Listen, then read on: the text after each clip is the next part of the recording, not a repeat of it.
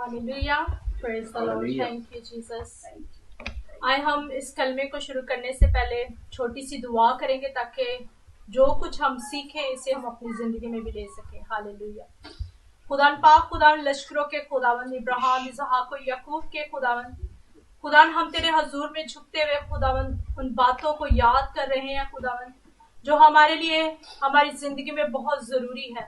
उन कलमात को जिसे हमें अपनी जिंदगी में लेना बहुत जरूरी है। खुदा हमें ये फजल दीजिए जो कुछ हम पढ़े सुने और इस पर अमल करने वाले भी बने। खुदा हम सब की मदद करें खुदा, और जो कुछ मैं बोलूँ खुदा तेरी मर्जी के मुताबिक बोलूँ। खुदा पाक मेरी रहनुमाई करना खुदा, और मुझे वो अल्फाज देना जो तेरी तरफ से हो खुदा। ये सब कुछ मांगते और पाते हैं यीशु के नाम से, आमीन। Hallelujah, hallelujah, praise the Lord, praise God. आए हम खुदा के कलाम में से सीखेंगे पहला कलमा। जिस तरह हमने सुना कि जो मसीह यीशु के मुंह से अल्फाज निकले जिसे हम कहते हैं सलीबी कलमा। जब किसी के मुंह से पहला लफ्ज निकलता है उसे हम कहते हैं कलमा। जो मसीह यीशु के मुंह से 7 बार अल्फाज निकले उनमें से हम पहला कलमा सीखेंगे जो कि मुआफी का कलमा है, जिसे हम शिफायत का भी कलमा कह सकते हैं। हालेलुया। हम देखेंगे खुदावन के मुकद्दस कलाम में से जो कि पहला कलमा है, अब बाप इनको माफ कर क्योंकि ये जानते नहीं कि क्या करते हैं। इसका हवाला हमें लूका की अंजील में मिलता है। आप मेरे साथ निकाल सकते हैं लूका की अंजील, उसका 23 बाब और उसकी हम 34 आयत पढ़ेंगे। खुदावन के मुकद्दस कलाम में से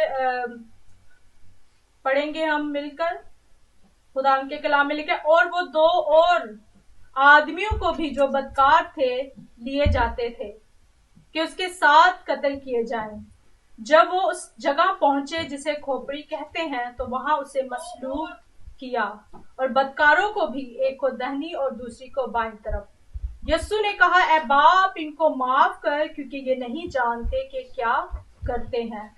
और उन्होंने उसके कपड़ों के हिस्से किए और उन पर कुर्रा डाला। और लोग खड़े देख रहे थे और सरदार भी ठट्ठे मार मार कर कहते थे कि इसने औरों को बचाया, अगरचे ये खुदा का मसीह और उसका बरगजीदा है तो अपने आप को बचाए। पाक कलाम के पढ़े सुने जाने पर खुदावन हमें बरकत दे। हालेलुया। अजीजों, ये वक्त जो है ये 9 बजे का वक्त है और लूका की अंजील उसका 19 बाब और उसकी 14 आयत के मुताबिक खुदावंद यीशु मसीह की पेशी पलूस के सामने 6 घंटे के करीब यानी तकरीबन 6 बजे सुबह हुई थी। और मरकस 15:25 में लिखा है कि अभी पहर दिन चढ़ा जब उन्होंने उसे मसलूब किया। हम देखते हैं कि ये सुबह का टाइम है 9 बजे का और यीशु मसीह सलीब के ऊपर है और वो दुख की हालत में है, तकलीफ की हालत में है। हम इस बात पर गौर करें कि मसीह यीशु कितने दुख में है, कितने तकलीफ में है और वो क्या कर रहे हैं, शिफायत कर रहे हैं, दूसरों के लिए सोच रहे हैं। आज अगर मैं और आप किसी दुख की हालत में हो और हम क्या अपने लिए सोचेंगे या दूसरों के लिए? हम हमेशा अपने लिए सोचेंगे कि हमारी जान किसी तरह से बच जाए। फर्ज करें कि आप जहां पर बैठे हैं वहां पर एकदम से आग लग जाए तो आप क्या करोगे? सबसे पहले खुद भागोगे वहां से, कहीं आपको वो आग ना लग जाए। तो आप क्या करोगे? अपने आप को बचाने की कोशिश करोगे। लेकिन हम ये देखते हैं कि मसीह यीशु कितनी दुख की हालत में है, कितनी तकलीफ की हालत में है और वो बाप से कह रहे हैं कि ए बाप इन्हें माफ कर क्योंकि ये नहीं जानते कि क्या करते हैं। हम देखते हैं यहाँ पर 3 बातों को कि जो मसीह यीशु है वो किसी और शख्स से नहीं बात करे, वो किसी और से नहीं कह रहे कि इनको माफ कर, वो अपने बाप से खिताब करें, अपने बाप से बात करें कि बाप इनको माफ कर। अजीजों, मसीह यीशु खुद भी माफ कर सकते थे। हम देखते हैं कि मसीह यीशु ने अगर हम खुदावंद के मुकद्दस कलाम में मत्ती की अंजील उसका 9 बाब और उसकी 2 आयत से पढ़े तो वहां पर हमें एक वाकया मिलता है जहां पर यीशु ने एक मफलूज को शिफा दी थी। उसे चंगा किया था और उसे कहा था कि जा, तेरे गुनाह माफ हुए। मसीह यस्सु का हमें यहाँ पर मिलता है कि मसीह यस्सु ने उनके गुनाह खुद माफ किए थे, लेकिन हम यहाँ पर देखते हैं कि मसीह यस्सु जो है वो बाप से कह रहे हैं कि ऐ बाप, इनके गुनाह माफ कर।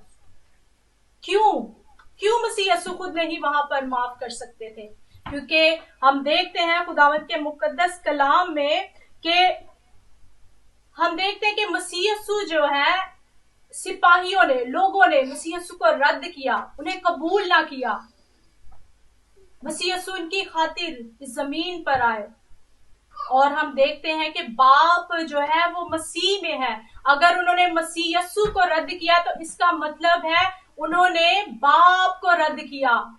इसलिए अजीजों, मसीह यस्सु ने कहा कि ऐ बाप, इनको माफ कर, क्योंकि उन्होंने बाप का गुनाह किया है।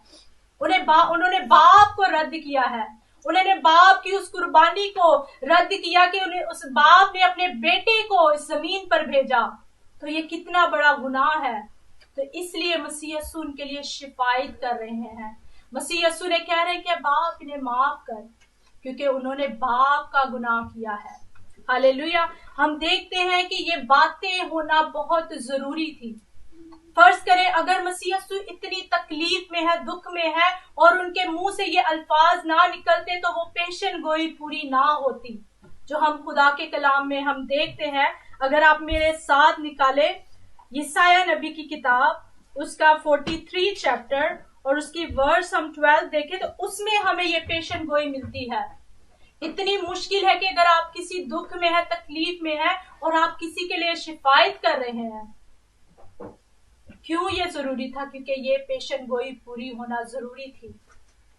आए मेरे साथ निकाले यशायाह नबी की किताब, उसका 33 और उसकी वर्स 12 में हम देखते हैं, इसलिए मैं उसे बुजुर्गों के साथ हिस्सा दूंगा और वो लूट का माल जोरावरों के साथ बांट लेगा, क्योंकि उसने अपनी जान मौत के लिए उंडेल दी और वो खताकारों के साथ शुमार किया गया, तो भी उसने बहुतों के गुनाह उठा लिए और खताकारों की शिफायत की था कि बाप, इन्हें माफ कर।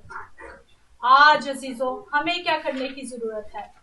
क्या हम अगर आज दुख में हैं, किसी भी सिचुएशन से गुजर रहे, तकलीफ में हैं, तो आपके साथ किसी ने बुरा किया है तो आप स्टिल उसके लिए माफी चाहते हैं?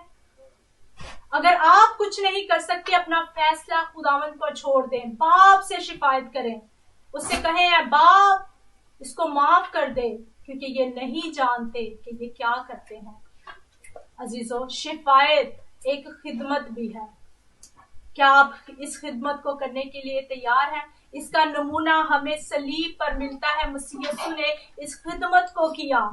मसीह यस्सु ने क्या किया?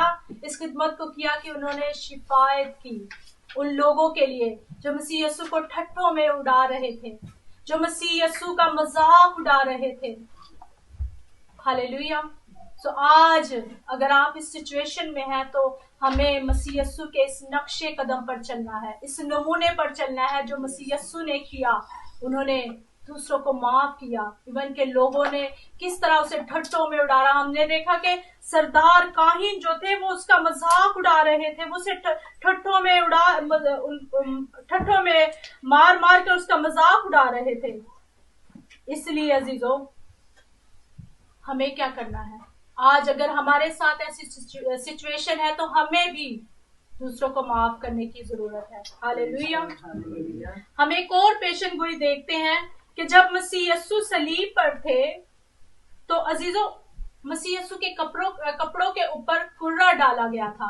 ये पेशन गोई हमें मिलती है, अगर आप देखें ज़बूर 22 और उसकी 18 आयत में लिखा है, वो मेरे कपड़े आपस में बांटते और मेरी पोशाक पर कुर्रा डालते हैं। ये पेशन गोइयां पूरी होना जरूरी थी अजीजों। मसीह यस्सु ने कलाम को पूरा किया, उस कलाम को जो खुदा की मर्जी के मुताबिक था। जिस तरह मैंने पहले कहा कि अगर मसीह यस्सु दुख की हालत में कुछ और अल्फाज निकालते या कुछ भी ना बोलते तो ये पेशन गोइयां पूरी नहीं होनी थी। इसीलिए मसीह यीशु के मुंह से वो अल्फाज निकले। अब जब आप दूसरे कलमात भी सुनेंगे तो आप देखेंगे कि वो पेशन गोइयां थी जो मसीह यीशु के बारे में हुई। ये कोई ऐसे नहीं मसीह यीशु ने 7 बार अपने मुंह से अल्फाजों को निकाला। ये मसीह यीशु की वो पेशन गोइयां थी जो उनके बारे में खुदा के कलाम में लिखी गई थी और उसे पूरे होना जरूरी था। हालेलुया। सो आज हम देखते हैं कि शिफायत करने वाला एक दरमियानी कहलाता है। जिस तरह हम देखें अजीजों के, जिस तरह अगर आपका कोई काम नहीं हो रहा तो आप यहाँ किसी एमपी से या किसी ऐसे शख्स से रिक्वेस्ट करते हैं कि ये काम मेरा नहीं हो रहा, आप मेरी मदद करें, क्योंकि आप शिफायत कर सकते हैं, तो सिफारिश कर सकते हैं, तो वो हमारा काम जो है वो जल्दी हो जाता है, या वो हमारा काम जो है वो होने के चांसेस बहुत ज्यादा है। तो इसी तरह जो सिफारिश करने वाला वो एक दरमियानी होता है। तो मसीह यीशु दरमियानी बन गया आपके लिए और मेरे लिए। वो हमारे दरमियान में खड़ा है, वो हमारी शिफायत कर रहा है। आज भी अगर आप गुनाह की हालत में हैं तो मसीह यीशु आपके लिए शिफायत कर रहा है। वो हमें बारहा मौके देता है कि हम गुनाह से बच जाए। अगर आप एक कहानी को भी देखें तो एक माली की कहानी का, और एक जो बाग का मालिक था और माली था, और उसकी भी हम कहानी में देखते हैं कि जब मालिक आता है और वो कहता है कि ये दरख्त जो है वो फल नहीं ला रहा, इसे उखाड़ दिया जाए, वहां पर भी हम देखते हैं कि माली रिक्वेस्ट करता है, सिफारिश करता है, कहता है कि इसे एक और मौका मिलना चाहिए। तो वहां पर इसी तरह हम देखते हैं मसीह यीशु की भी शक्ल उस तमसील में हमें नजर आती है कि वो रिक्वेस्ट करता है अपने बाप से कि इन्हें और एक मौका दिया जाए। आज अगर हमारी जिंदगी में हमें हर रोज एक नया दिन मिल रहा है, एक साल मिल रहा है, वो ऐसे ही नहीं मिल रहा। मसीह यीशु उसके पीछे है, वो सिफारिश कर रहे हैं, वो रिक्वेस्ट कर रहे हैं, वो शिफायत कर रहे हैं अपने बाप से कि इन्हें एक और मौका दे दे। इससे पहले कि मसीह यीशु आ जाए हमें क्या करना है? गुनाहों से तौबा करनी है। और आखिर में मैं ये कहूंगी कि हमें एक दूसरे को माफ करना है, क्योंकि ये कलमा जो है वो माफी का है।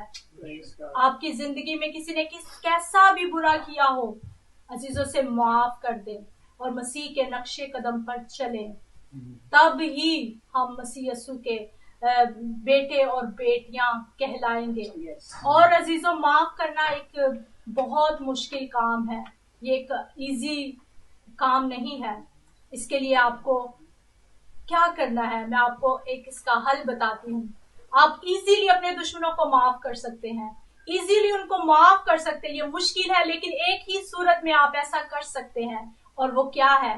जब मसीह यीशु को आप अपनी जिंदगी में ले लेंगे तो आपका दिल मसीह यीशु जैसा बन जाएगा, तो आप दूसरों को माफ करने वाले बन जाएंगे। अगर आप माफ करना चाहते हैं, उससे पहले आप मसीह यीशु को अपनी जिंदगी में ले लें, क्योंकि आप अपनी कोशिश से माफ नहीं कर सकते।